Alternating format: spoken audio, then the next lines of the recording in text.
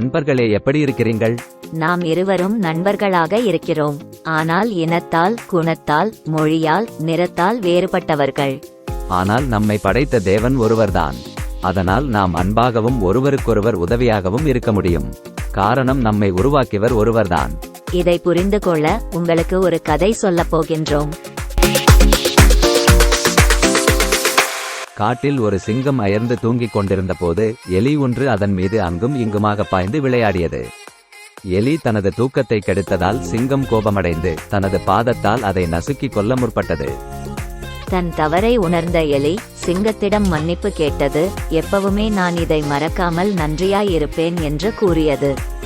அதை கேட்டபோது சிங்கத்திற்கு சிரிப்பை அடக்க முடியவில்லை. சிங்கம் அங்கிருந்து சென்ற சிறிது நேரத்தில் வேட்டைக்காரனின் வலையில் சிக்கியது. குட்டி சுண்டெலி உடனேயே சென்று தனது கூர்மையான பற்களால் வலையை கிழித்து சிங்கத்தை மீட்டது. நாம் அற்பமாய் நினைப்பவர்களும் ஒரு நாளைக்கு நமக்கு உதவி செய்பவர்களாக மாறலாம்.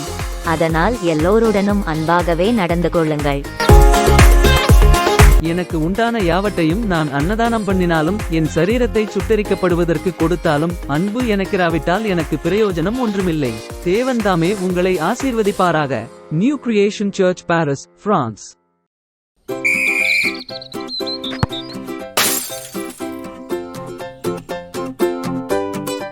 வாங்குகிறதை பார்க்கிலும் கொடுக்கிறதே பாக்கியம் என்று கர்த்தராகிய இயேசு சொன்ன வார்த்தைகளை நினைத்துக் கொள்ளுங்கள். பொதுநலம் என்பது புல்லாங்குழல் போன்றது. இது காற்றால் இயங்குகின்றது. இது எப்பொழுதுமே முத்தமிடப்படுகின்றது. தான் வாங்கிய காற்றை இசையாக புல்லாங்குழல் வெளியே தருவதால் அது முத்தமிடப்படுகிறது. சுயநலம் என்பது கால்பந்து போன்றது. இதுவும் காற்றால் இயங்குகின்றது. ஆனால் எப்பொழுதுமே உதைக்கப்படுகின்றது. தான் வாங்கிய காற்றை சுயமாக வைத்துக் கொள்வதால் கால்பந்து உதைபடுகிறது. சுயநலம் உள்ள மனிதன் புறக்கணிக்கப்படுவான். பொதுநலம் உள்ளவன் போற்றப்படுவான்.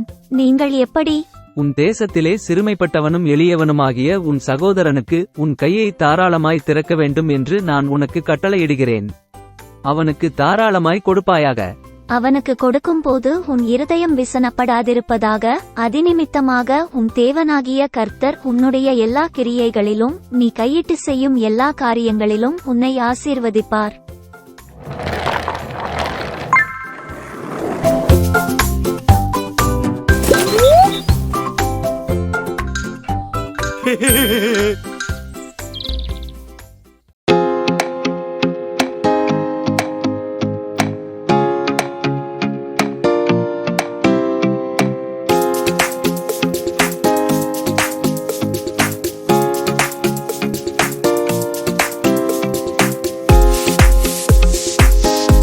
நண்பர்களே, நண்பிகளே, எப்படி இருக்கிறீர்கள்? நீங்கள் நலமாயிருக்கிறீர்கள் என்று நாம் நம்புகின்றோம். இயேசு சொன்னார், ஒரு மரத்தை அதின் கனியினால் அறியலாமென. ஒருவர் யார் என்று நம்முடைய குணத்தின் கிரியையின் வெளிப்பாட்டினால் சுலபமாக அறிந்து கொள்ளலாம். நீங்கள் எப்படிப்பட்டவராக இருக்கிறீர்கள்? வெடுக்கென கோபப்படுபவராக, பொறுமையற்றவராக, குறை கூறுபவராக இருக்கிறீர்களா? அல்லது பொறுமையாக, நிதானமாக, நன்மையானவற்றையே பேசுபவராக இருக்கிறீர்களா? இதை புரிந்து கொள்ள ஒரு கதை சொல்லப் போகின்றோம். பொறுமையுடன் கேளுங்கள். மற்றவர்களுக்கும் எம்மை அறிமுகம் செய்யுங்கள். தள்ளாடும் கிழவர் ஒருவர் டாக்டரிடம் வந்தார். டாக்டர், என் நினைவாற்றல் மங்கிக் கொண்டே வருகிறது. இப்பொழுதெல்லாம் எதுவும் என் நினைவில் நிற்பது இல்லை. நினைவாற்றல் குறைவதற்கு காரணம் முதுமைதான். டாக்டர், கண் பார்வையும் சரியாக தெரிவது இல்லை. கண்ணின் முன்னால் நிறைய கரும்புள்ளிகள் தெரிகின்றன. கண் பார்வை குறைவதற்கும் முதுமைதான் காரணம். இப்பொழுது அடிக்கடி முதுகுவலி வருகிறது டாக்டர். நடக்கவே முடியவில்லை. அதற்கும் முதுமைதான் காரணம். டாக்டர், இப்பொழுது சிறிதளவு சாப்பிட்டாலும் செமிபாடில்லை. பசியும் எடுப்பது இல்லை. அதற்கும் முதுமைதான் காரணம். இப்பொழுதெல்லாம் மூச்சு விட மிகவும் துன்பப்படுகிறேன். நெஞ்செல்லாம் நோவுது டாக்டர். அதற்கும் முதுமைதான் காரணம். முட்டாளா நீ? உனக்கு அறிவே இல்லையா? டாக்டர் படிப்பை நீ படிக்கவில்லையா? எந்த நோய் சொன்னாலும் மருந்து சொல்லாமல் முதுமைதான் காரணம், முதுமைதான் காரணம் என்று பிதற்றுகிறாயே. ஒரு பைத்தியத்திடம் மருத்துவம் பார்க்க வந்த என்னை சொல்ல வேண்டும். காரணமின்றி அடிக்கடி கோபம் வருவதற்கும் முதுமைதான் காரணம். முதுமைதான் காரணம் என்று சொன்னேனே அன்றி இதற்கான மருந்துகள் தரமாட்டேன் என்று சொல்லவில்லையே. நீயும் உன்னுடைய மருந்தும் நீயே வைத்துக்கொள். யாருக்கு வேணும் உன்னுடைய மருந்து? நீங்கள் எப்படிப்பட்டவராக இருக்கிறீர்கள்? பொறுமையாக நிதானமாக நன்மையானவற்றையே பேசுபவராக இருக்கிறீர்களா? வேதம் சொல்கிறது, நீங்கள் தேவனால் தெரிந்து கொள்ளப்பட்ட பரிசுத்தரும் பிரியருமாய் உருக்கமான இரக்கத்தையும் தயவையும் மனத்தாழ்மையையும் சாந்தத்தையும் நீடிய பொறுமையையும் தரித்துக்கொண்டு ஒருவரையொருவர் தாங்கி ஒருவர் பேரில் ஒருவருக்கு குறைபாடு உண்டானால் கிறிஸ்து உங்களுக்கு மன்னித்தது போல ஒருவருக்கொருவர் மன்னியுங்கள். தேவன் தாமே உங்களை ஆசீர்வதிப்பாராக. New creation search, Paris, France.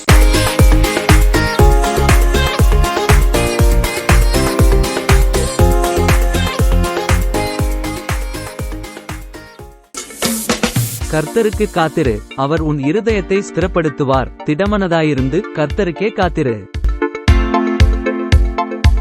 கர்த்தருக்குள் மகிழ்ச்சியாயிருப்பதே உங்களுடைய பெலன்.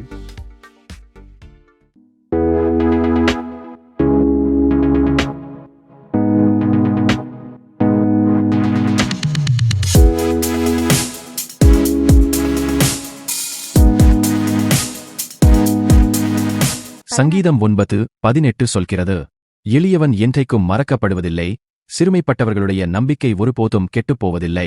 பல நாட்களாக காத்திருக்கின்றேன், என்னுடைய வழக்கு விசாரிக்கப்படாமல் இழுபடுகின்றது, மிகவும் கவலையாயிருக்கின்றது. தேவன் உங்களுக்கு ஆதரவாக மாற்றுவார். உங்களுக்கு எதிராக இருக்கும் வழக்குகளை தேவனே விசாரித்து அதை எங்களுக்கு ஆதரவாக மாற்றுவார்.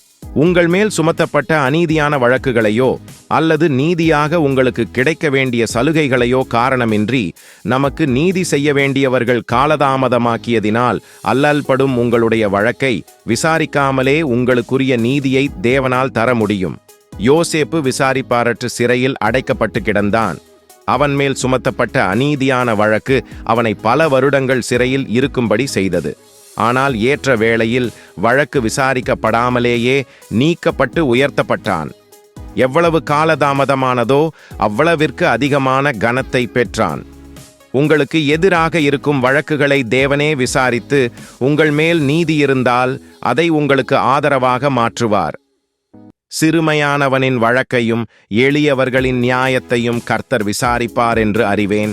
கர்த்தர்தாமே உங்களை ஆசீர்வதிப்பாராக. New creation search, Paris, France.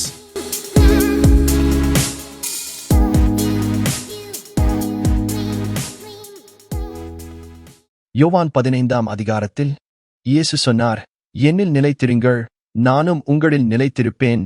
கொடியானது திராட்சைச் செடியில் நிலைத்திராவிட்டால் அது தானாய் கனி கொடுக்க மாட்டாதது போல நீங்களும் என்னில் நிலைத்திராவிட்டால் கனி கொடுக்க மாட்டீர்கள். ஒருவன் என்னில் நிலைத்திராவிட்டால் வெளியே எரியுண்ட கொடியைப் போல அவன் எரியுண்டு உலர்ந்து போவான். அப்படிப்பட்டவைகளைச் சேர்த்து அக்கினியிலே போடுகிறார்கள், அவைகள் எரிந்து போகும். ஏன் பின்மார்க்கம் நம்மில் உண்டாகிறது? இயேசுவில் நிலைத்திருப்பது சலிப்பு தட்டிவிட்டது. இயேசுவில் அன்பு வைத்தபோது எதையெல்லாம் வேண்டாம் என்று விட்டுவிட்டோமோ அதையெல்லாம் பார்க்க, ருசிக்க, அனுபவிக்க வேண்டும் என்கிற ஆவல் உண்டானதுதான் காரணம். எமது பின்மாற்றம் பலவீனமான ஆடுகளையும் பாதித்து விடுகிறது. இப்போது இருதோணியிலே கால் வைத்தவனின் கதையாகிவிட்டது. நம் பின்மார்க்கத்திற்கு எந்த மனிதனும் காரணமல்ல, நாம் தான் அதற்கு காரணம். எந்த மனிதனும் நம்மை இரட்சிக்கவில்லை. நம்மை இரட்சித்தவரை விட்டு விலகுவதற்கான எண்ணம் உருவாகாதபடி ஜாக்கிரதையாய் இருப்போமாக.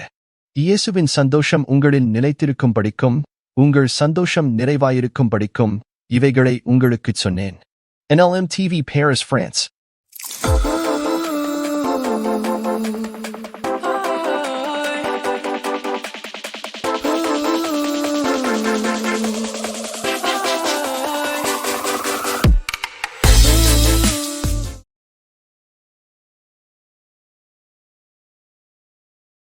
யுத்தங்களையும் கலகங்களையும் குறித்து நீங்கள் கேள்விப்படும்போது பயப்படாதிருங்கள். முடிவு பரியந்தம் நிலை நிற்பவனே இரட்சிக்கப்படுவான். நீ படப்போகிற பாடுகளை குறித்து எவ்வளவும் பயப்படாதே. இதோ, நீங்கள் சோதிக்கப்படும் பொருட்டாக பிசாசானவன் உங்களில் சிலரை காவலில் போடுவான். 10 நாள் உபத்திரவப்படுவீர்கள். ஆகிலும் நீ மரண பரியந்தம் உண்மையாயிரு. அப்பொழுது ஜீவ கிரீடத்தை உனக்கு தருவேன். உண்மையில் கிருபை என்றால் என்ன அர்த்தம்? கிருபை என்பது தகுதியற்றவர்கள் மீது தேவன் காட்டும் தயவு அல்லது தகுதியற்றவர்கள் மீது அவர் காட்டும் கருணை என்பது பொருள். தேவனால் செய்ய முடியாத அதிசயமான காரியம் ஒன்றுண்டோ? மனுஷரால் கூடாதவைகள் தேவனால் கூடும் என இயேசு சொன்னதை லூக்கா 18:27 வாசிக்கிறோம். நல்ல உதாரணம் பவுலும் சீலாவும் தான்.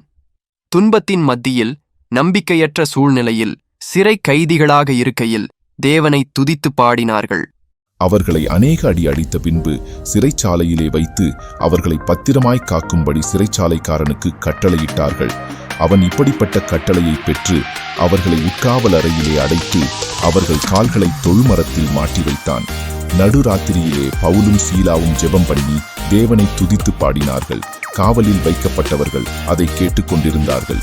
சடிதியிலே சிறைச்சாலையின் அஸ்திபாரங்கள் அசையும்படியாக பூமி மிகவும் அதிர்ந்தது. உடனே கதவுகள் எல்லாம் திறவுண்டது. எல்லாருடைய கட்டுகளும் கழன்று போயிற்று. சிறைச்சாலைக்காரன் நித்திரை தெளிந்து சிறைச்சாலையின் கதவுகள் திறந்திருக்கிறதைக் கண்டு கட்டுண்டவர்கள் ஓடிப்போனார்கள் என்று எண்ணி பட்டயத்தை உருவி தன்னை கொலை செய்து கொள்ளப் போனான். பவுல் மிகுந்த சத்தமிட்டு, நீ உனக்கு கெடுதி ஒன்றும் செய்து கொள்ளாதே,